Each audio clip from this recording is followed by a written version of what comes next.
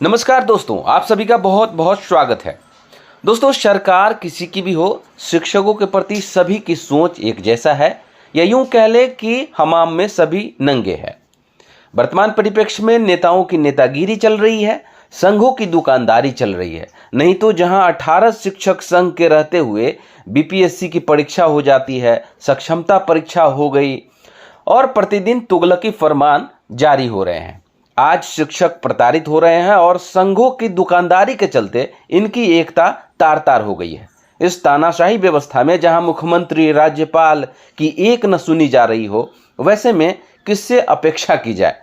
तमाम बातें इस वीडियो के माध्यम से आपको मिलने वाली है। श्याम मॉनिटर चैनल शिक्षकों के लिए लगातार ऐसे कंटेंट लाते रहते हैं। कल हमने एक वीडियो बनाया था जिसमें हमने कहा था कि अभी तो वेतन कटा है, बाद में न जाने क्या क्या कटेगा। ये दोस्तों हमारे शिक्षकों के प्रति सहानुभूति थी, मैंने ये बातें कही थी।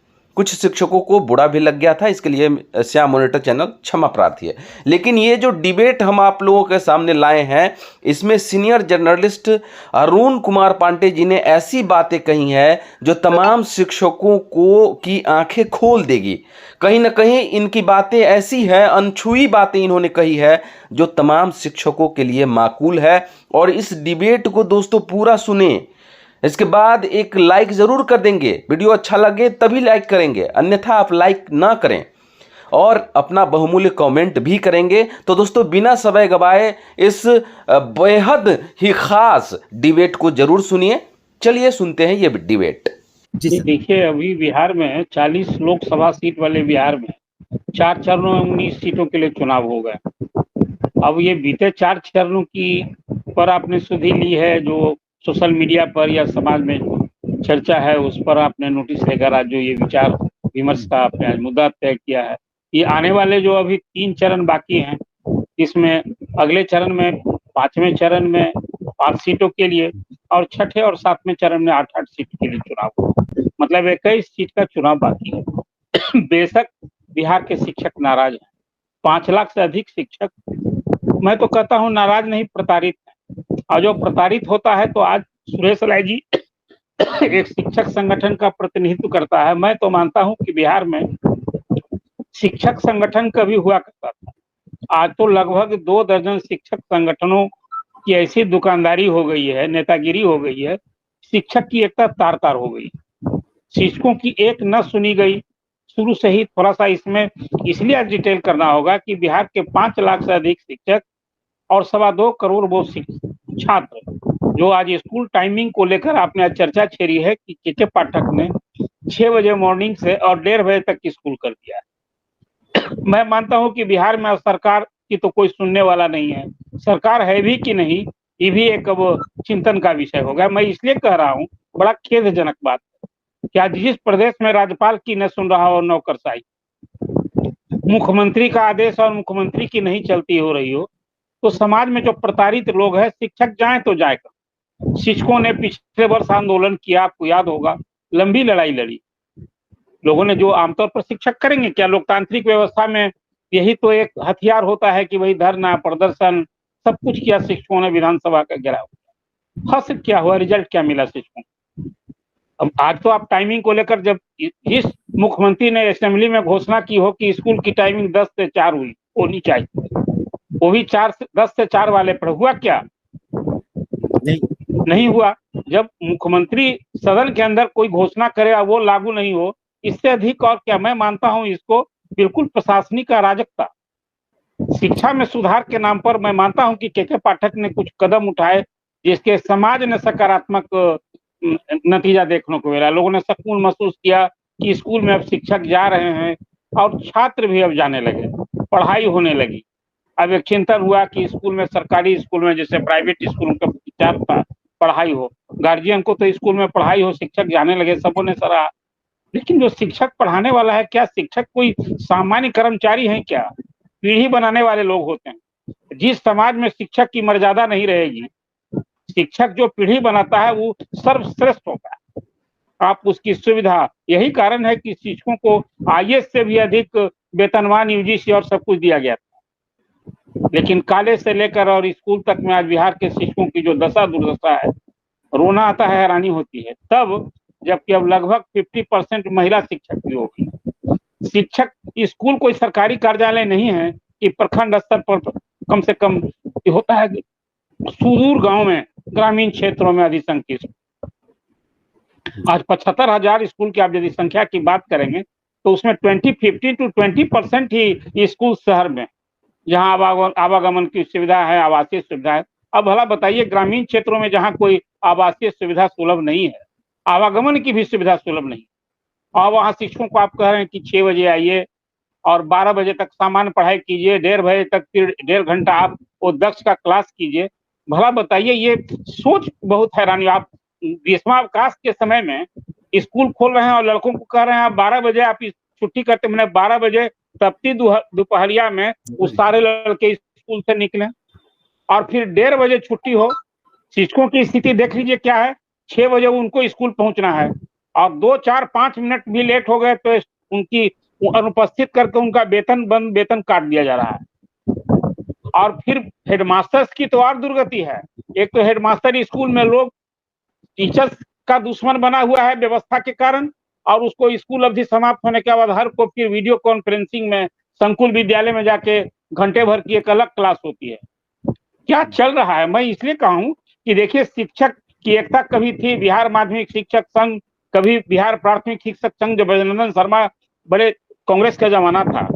आज तो मैं मानता हूं कि बिहार माध्यमिक शिक्षक संघ ने, मुझे कहने में गुरेज नहीं है कि नहीं रहे केदार पांडे जी और शत्रुघ्न सिन्हा ने, इन लोगों ने जिस दिन नीतीश कुमार से गलवाही की और जो वेतनमान वाले शिक्षकों का पद समाप्त करके नियोजित शिक्षक की व्यवस्था लागू की जाए निविदा पर, यह व्यवस्था जिस दिन स्वीकार किया उसी दिन न सिर्फ संघ अपने पैरों में कुल्हाड़ी मारा बल्कि शिक्षकों की एकता तार तार हो गई। उसी का नतीजा हुआ कि 1.5 दर्जन शिक्षक संगठन पैदा ले लिए शिक्षकों ने। आप याद कीजिए ना, बिहार में जब बीपीएससी की परीक्षा की कल्पना हुई तो शिक्षक संगठन ने इसका विरोध किया।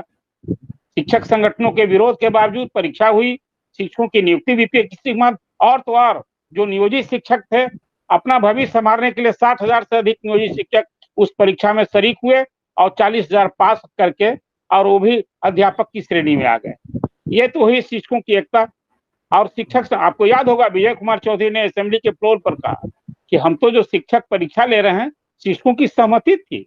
इतना ही नहीं, अभी तबादले की बात हुई, आप देख लीजिए 1,70,000 से अधिक नियोजित शिक्षक जो विशिष्ट शिक्षक बनने वाले हैं और उन्होंने परीक्षा दी, पास कर ली, उनको 3 जिलों का ऑप्शन मांगा गया और अब कहा गया कि मेरिट के आधार पर, मतलब अंकों के आधार पर फर्स्ट, सेकंड और थर्ड चॉइस से उनकी पोस्टिंग हुई।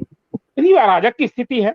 अरे भैया, आप शिक्षकों को कभी एक स्थानांतरण नियमावली बना रहे थे, आपने आप तो सबको कंपलसरी जिस स्कूल में पढ़ा रहे हैं उनसे उनको वहां जाना होगा इस चुनाव के बाद। ये कैसी व्यवस्था लागू आप कर रहे हैं? एक तो ये है, ये मैं मानता हूं कि जिन लोगों ने सक्षमता परीक्षा उत्तीर्ण की है उसमें अधिक शिक्षण के लिए अभिशाप साबित हो रहा है। अब फिर देखिए 80,000 फिर शिक्षकों ने दूसरी सक्षमता परीक्षा में शरीक होने के लिए, इसलिए उनको सेवा में करना है, सेवा में सुधार करना, अच्छा वेतन चाहिए, करें तो क्या करें, उनको फिर अब सक्षमता परीक्षा में बैठने का आवेदन दे रखा है। अब शिक्षक संगठन बयानबाजी, मैं देख रहा था चंदन जी कि बिहार विधान परिषद के 5-6 सदस्यों ने एक संयुक्त ज्ञापन मुख्य सचिव को भेजा है कल। उसमें उन्होंने फरियाद किया है कि ये बिल्कुल जो स्कूलों की टाइमिंग 6 बजे से 1:30 बजे तक की गई है, इसको आप 6:30 से कीजिए 11:30 तक। और फिर उसमें कई सवाल, बड़ा मौलिक सवाल, अब तो ग्रीष्मावकाश में भी स्कूल खुले रहे और उसमें वहां दक्ष की का क्लास होता रहा, सारे स्कूल में टीचर जाते रहे, उनके बदले क्या मिलेगा उनको? फिर पीएल अभी तो 11 दिन मिलता है, 9 दिन मिलता है, क्या उनको 33 दिन मिलेगा? कोई नहीं आदेश होने को है। और शिक्षक संगठन करे तो क्या? अब आज सुरेश राय जी अपनी चिंता जाहिर करेंगे, अपने साथियों के लिए हमदर्दी जाहिर करेंगे, तो करना ही चाहिए, लेकिन अंतर सुनेगा कौन? कहाँ फरियाद करें? जो फरियाद करने वाला है वो सब बेबस और लाचार है। गवर्नर के यहाँ हाई कॉलेज टीचर जा रहे हैं, गवर्नर लाचार है, बताइए। अब वो के पाठक ने यूनिवर्सिटीज का वेतन ही रोक रखा है। अब यूनिवर्सिटी का यदि खाता संचालन रोक है तो कॉलेज टीचर को जनवरी से वेतन नहीं मिल रहा है। मैं मानता हूं कि बिल्कुल ये एक बात और इसमें कहनी है मुझे कि कुल मिलाकर के देखिए, शिक्षा में सुधार के लिए जो उपाय किए गए, उपाय तक तो सही, लेकिन जो ये तुगलकी फरमान, मनमाना आदेश और कोई नियम कानून को ताका पर रख करके जिस ढंग से विभाग चलाया जा रहा है और सरकार जिस ढंग से लाचार, मैं नहीं मानता हूँ। आज यदि बिहार के शिक्षक प्रताड़ित हो रहे हैं तो इसमें मैं मानता हूं कि सरकार और मुख्यमंत्री की सहभागिता और सहमिता है, तभी तो विधानसभा में के पाठक के सवाल पर मुख्यमंत्री ने खारिज कर दिया था उनको हटाने की मांग। इसलिए आवाज अब मैं देख रहा था अभी उप मुख्यमंत्री विजय सिन्हा का बयान कि शिक्षक नाराज हैं, सरकार के प्रति अविश्वास हो गया है, तो बड़ा दुखद है। ये चुनाव के बाद वो खबर लेंगे। और आप क्या करेंगे चुनाव के बाद? चुनाव के बाद तो ये 6 से 1.5 की जो टाइमिंग है, इसकी अवधि तो इसी 15 दिन के लिए लागू की गई है, फिर वो सामान्य स्थिति होगी। क्या हो रहा है? मैं मानता हूं कि शिक्षक बिहार के प्रताड़ित हो रहे हैं जी। डॉक्टर सुरेश राय जी से उनके भी लिए हम जो जान लेते हैं। हाँ समझ होनी चाहिए, वो बहुत बेईमानी बड़ा है सरकार का। सुरेश राय जी, आपने अरुण पांडे जी को सुना, आपने देखा कि कई ऐसी तुगलकी फरमान है जिससे शिक्षक परेशान है। क्या उसका रिफ्लेक्शन चुनाव में हो रहा है? लेकिन इस नाराजगी का प्रकटीकरण क्या सरकार के विरुद्ध चुनाव में हो रहा है? चंदन जी, आप सहित पांडे जी और कृतिंजा जी भी जुड़ गए हैं। तमाम लोगों को मेरा सादर नमस्कार है। और आपने जो अभी प्रश्न किया है कि चुनाव में शिक्षक क्या कर रहे हैं, अरुण पांडे जी ने विस्तार पूर्वक शिक्षा विभाग बिहार सरकार और उसके एसीएस श्री के पाठक जी के शिक्षकों के शोषण और दोहन, और शिक्षकों ही नहीं, मैं तो कहता हूं कि शिक्षक के साथ साथ शिक्षार्थी का भी शोषण और दोहन हो रहा है। इस पर विस्तार से पांडे जी ने अपनी बातों को रखा है। हम इत्तेफाक रखते हैं सुधार के नाम पर विद्यालयों में शिक्षकों के साथ साथ छात्र एवं छात्राओं को भी उस परिस्थिति में लाके रख दिया गया है जहां शिक्षार्थी, अभिभावक, शिक्षक और पूरा समाज परेशान हो गया है। अभी टाइमिंग लेके खास करके इस डिबेट में आपका फोकस है। आप याद कीजिए कि आज तक कभी एक और पत्र निकलता है कि प्रातःकालीन व्यवस्था के तहत 6 बजे से 12 बजे और फिर मिशन दक्ष में 1:30 बजे तक। क्या कौन सी प्रातःकालीन क्या होता है? 1:30 बजे प्रातःकालीन व्यवस्था है क्या? आज तक कभी भी हिंदुस्तान के किसी भी प्रांत में ऐसी व्यवस्था नहीं रही है, यह टाइमिंग नहीं रही है। जानबूझ के अतिवाद को थोपा जा रहा है बिहार के शिक्षण संस्थानों में। और पांडे जी कह रहे थे शिक्षक संगठनों की बात। आखिर शिक्षक संगठन भी अपनी बात पॉपुलर गवर्नमेंट तक ही पहुंचाती है। हम कहां ले जाते हैं? हम जनप्रतिनिधियों के माध्यम से माननीय मंत्री का ध्यान आकर्षण करते हैं, हम मुख्यमंत्री का ध्यान आकर्षण करते हैं, उप मुख्यमंत्री का ध्यान आकर्षण करते हैं। लेकिन आश्चर्य है कि सारे संवैधानिक मर्यादाओं को तार तार करके रख दिया है बिहार में। जिस प्रदेश में विधानमंडल के अंदर मुख्यमंत्री की स्वीकारोक्ति का सम्मान नहीं होता हो, उस प्रदेश में शिक्षक संगठनों की बात क्या आप कर सकते हैं? सर, चुनाव में क्या प्रभाव पड़ रहा लेकिन है? जहां तक सवाल है चुनाव में क्या प्रभाव कि क्या सरकार अनसुनी करती रहेगी और शिक्षक संगठन मौन रहेंगे, यह बहुत बड़ा विचारणीय प्रश्न है। और चुनाव के वही उसी बिंदु पर मैं आ रहा हूं। जी। शिक्षकों में आक्रोश था, बावजूद इसके चूंकि ये चुनाव लोकसभा का चुनाव हो रहा है, पूरे प्रांत में शिक्षकों ने ऐसा महसूस किया कि ये सारे शिक्षक विरोधी कदम जो उठाए जा रहे हैं, ये तमाम बिहार के शिक्षा विभाग के द्वारा निश्चित रूपेण कहीं न कहीं इसमें मौन स्वीकृति माननीय मुख्यमंत्री जी की है। इसलिए शिक्षकों में, कर्मचारियों में आक्रोश था। लेकिन राष्ट्र के विकास को दृष्टिपथ में रखते हुए आज पूरी दुनिया में हिंदुस्तान की जो सांस्कृतिक पताका माननीय प्रधानमंत्री नरेंद्र मोदी जी के नेतृत्व में ऊंचा हुआ है, या विकास के अन्य जो कार्य पूरे देश के अंदर हो रहे हैं, गरीबों के हित की जो बात हो रही है, इन मुद्दों पर शिक्षक भी संवेदनशील थे। और हमें लगा ऐसा कि लोकसभा के चुनाव में उनकी नाराजगी रहते हुए भी उन्होंने राष्ट्र के विकास के नाम पर अपने मताधिकार का प्रयोग किया है। लेकिन 4 चरण के बाद और उकसावेपूर्ण कार्रवाई हो रही है। ये टाइमिंग का जो परिवर्तन हुआ है, जानबूझ के ऐसा किया जा रहा है ताकि शिक्षकों के धैर्य समाप्त हो जाएं और वो कुछ ऐसा कर बैठें जिसकी प्रतीक्षा शिक्षा विभाग बिहार सरकार के द्वारा की जा रही है। इसीलिए मैं बिहार माध्यमिक शिक्षक संघ की ओर से विभाग के इस निर्णय के विरोध में अपना सम्मति रखता हूं। मैं मेरे माननीय महासचिव के द्वारा माननीय मुख्यमंत्री श्री नीतीश कुमार जी से, माननीय शिक्षा मंत्री जी से अनुरोध किया जा चुका है। अभी आदरणीय पांडे जी कह रहे थे कि 5 एमएलसी ने भी अपना संयुक्त रूप से अपना अनुरोध मुख्य सचिव और मुख्यमंत्री जी को भेजा है। मुझे आश्चर्य है और हंसी आती है। ये एमएलसी क्या पत्र लिखने तक ही अपने उत्तरदायित्व का निर्वहन समझते हैं? यदि माननीय विधान पार्षदों के बार बार अनुरोध के बाद भी एसीएस के पाठक जी या शिक्षा विभाग के अन्य पदाधिकारी अनसुनी बातों को करते हैं, माननीय मुख्यमंत्री जी संवेदनशील नहीं, लोकतांत्रिक तरीके से उनको धरने पर बैठने से कौन रोक रहा है? हम तमाम शिक्षक इस बात के प्रतीक्षा में हैं कि जो हमारे बोर्ड से सदन के अंदर जाते हैं, चाहे वो स्नातक क्षेत्र के माननीय विधान पार्षद हों या शिक्षक निर्वाचन क्षेत्र के विधान पार्षद, क्यों मौन है? उनकी क्या मजबूरी है?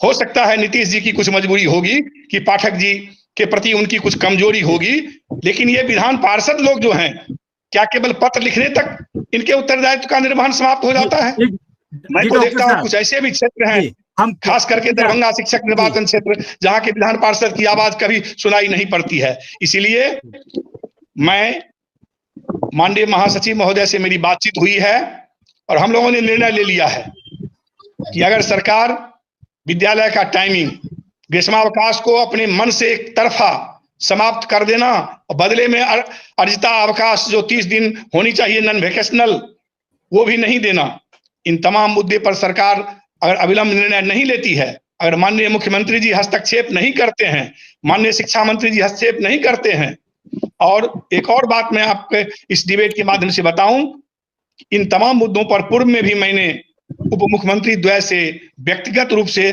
2-3 बार मिलकर कहा था। इधर भी मैंने माननीय उप मुख्यमंत्री महोदय से अनुरोध किया है। जी, चुनाव सामने है, चुनाव के बाद हम निर्णय लेंगे। चुनाव के बाद निर्णय लेंगे, तब तक तो हमारे कितने शिक्षक, हमारे कितने छात्र और छात्रा स्वर्गीय हो जाएंगे? क्या उनके स्वर्गीय हो जाने के बाद सरकार उसका कोई जवाब दे पाएगी? विभाग कोई जवाब दे पाएगी? इसलिए मैं अविलंब आपके डिबेट के माध्यम से मांग करता हूं कि तात्कालिक प्रभाव से प्रातःकालीन व्यवस्था जैसे पहले 6:30 से 11 या 11:30 चलती थी, उसका पत्र निर्गत हो। ग्रीष्मावकाश में जबरदस्ती मनमानेपन के द्वारा एसीएस श्री पांडे के द्वारा जो पाठक जी के द्वारा जो शिक्षकों से काम लिया गया है, बदले में 30 दिनों के अर्जितावकाश का पत्र सरकार निर्गत करे और अन्य जो हमारे मुद्दे हैं, जो बार बार बिहार माध्यमिक शिक्षक संघ के साथ साथ अन्य शिक्षक संगठनों के द्वारा भी सरकार के सामने लाई जा रही है, उस पर सरकार केवल चुनाव का बहाना करके सरकार इसको लिंगर न करे, नहीं तो निश्चित रूप से इसका खामियाजा सरकार को भुगतना पड़ेगा। शिक्षकों के धैर्य की अब परीक्षा सरकार नहीं ले। और अंतिम बात मैं ये कहना चाहता हूं कि अतिवाद का शिकार जो हुआ है, जिसने अतिवाद, अति गर्भेन कौरवा, अति सुंदरी सती सीता, अति सर्वत्र वर्जित, अब अति हो गया है। यदि इस अति से वापस नहीं सरकार आती है, सरकार अब भी नहीं चेतती है, तो निश्चित रूपेण इसका खामियाजा सरकार को भुगतनी पड़ेगी। तो अरुण सर, हम आपसे जानना चाहते हैं सर, आपको याद होगा जब महागठबंधन की सरकार थी तो भाजपा ने शिक्षकों के पक्ष में जुलूस भी निकाला और सब कुछ किया, लेकिन अब जब भाजपा सत्ता में है तो शिक्षकों पर लगातार ये प्रताड़न की जो घटना है वो बढ़ती ही जा रही है। ऐसा क्यों सर? अरुण सर। नहीं, महागठबंधन की सरकार थी तो राजद भी सत्ता में था और राजद के ही समय में शिक्षा में सुधार के लिए के पाठक बुलाया गया था और उस समय तो शिक्षा मंत्री, तत्कालीन शिक्षा मंत्री को दुरुस्त करने के लिए लाया गया था। जरा भूलिए नहीं, ये सारे लोग हमाम में नंगे हैं। शिक्षकों के प्रति चाहे दल कोई हो, सबका का सोच और व्यवहार एक जैसा है। आज सुरेश राय जी कर रहे हैं, तब तो मैं भी कहता था उन दिनों, आप याद कीजिए, कि जो वामपंथी दल के बाहर से कहिए समर्थन से ही सरकार महागठबंधन की चल रही है।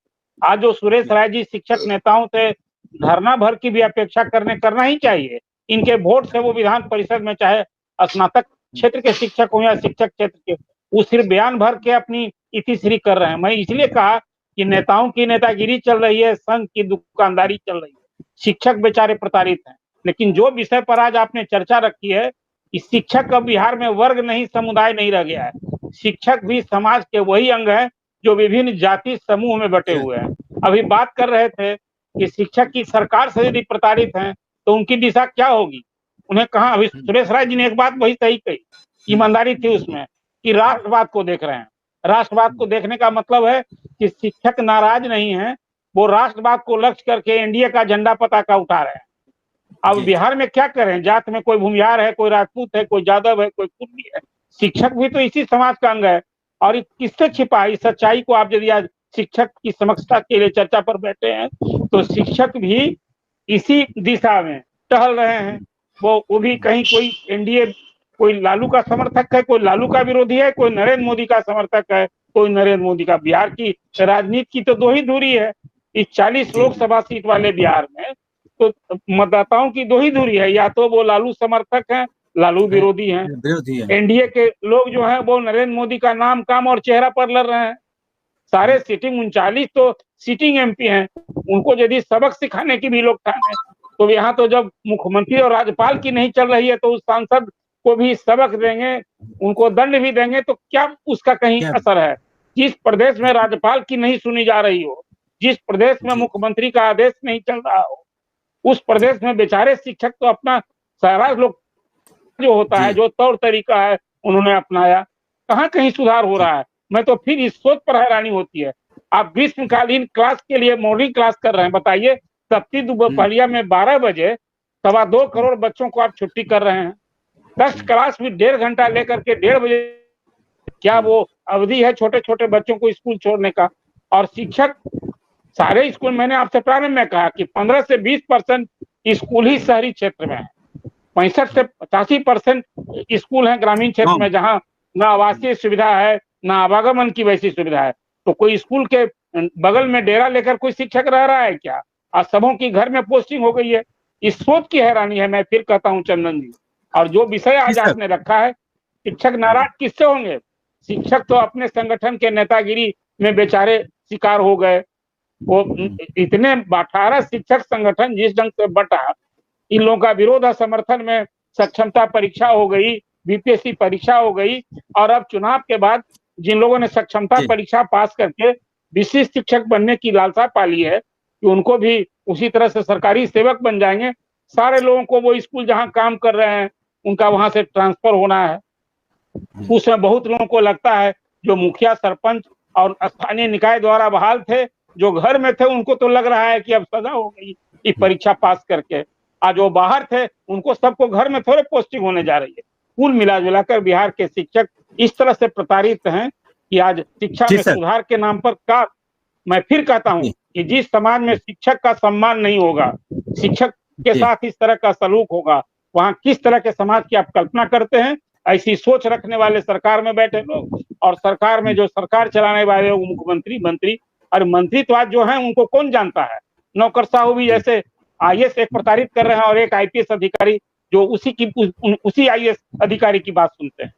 ये कोई पब्लिक फील्ड का, पब्लिक इमेज का आदमी तो है नहीं। आपने देखा जिन जिन विषयों को लेकर शिक्षक संगठनों ने शिक्षा मंत्री के यहाँ भी गुहार लगाई, बात वहीं की वहीं रह गई। इसलिए जब स्कूल की टाइमिंग मुख्यमंत्री के आदेश से नहीं बदला तो अब सुरेश राय जी आशा पालें, रखना ही चाहिए, आशा रखनी चाहिए कि स्कूल की टाइमिंग बदलेगी, लेकिन बदलने से रही